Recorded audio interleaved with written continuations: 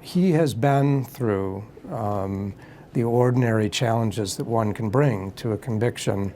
So his realistic hopes, I think, lie in the category of newly discovered evidence. There are those who complain that the documentary did omit several evidentiary issues. I want to throw a graphic up on the screen if I can, just to point out some of the information that did not make the documentary. That your client's DNA was found on the latch under the hood of the victim's car. That the bullet with her DNA found on it was in the garage. I believe that was in the documentary. I'm not sure why that's a complaint.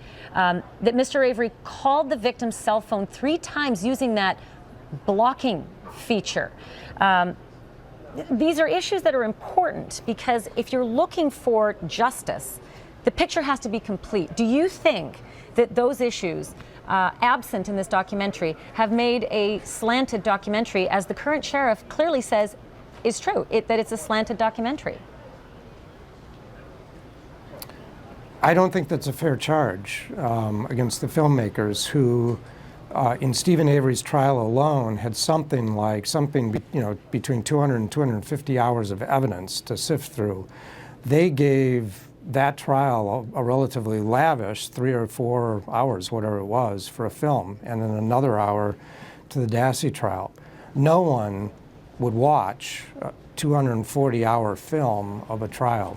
So necessarily the most significant points, evidence, and argument that the state had should have been included and were. The most significant points, evidence, and argument from the defense should have been included and were. Less significant points, I think, necessarily had to be omitted. The point you raise, there was DNA from Steven Avery on the hood of Teresa's car. That could have been transferred from his skin.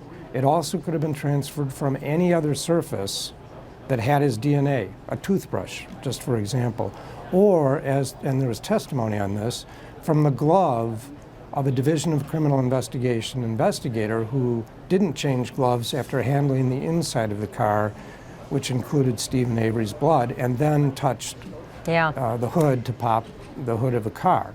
So any surface with his DNA could have transferred it to the hood. It takes explaining, and certainly less significant in the end than blood. I have seen many cases where transfer evidence is a big issue.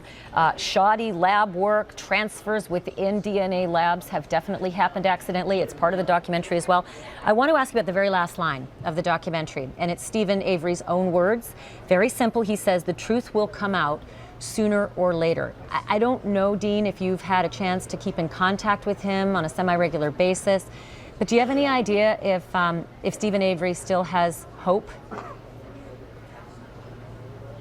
Jerry Buting and I both have been in contact with him since he was sentenced, on and off. We've seen him as recently as last month in prison. He's stoic. The Steven Avery you see in this film is the Steven Avery that I've come to know and that Jerry Buting has come to know.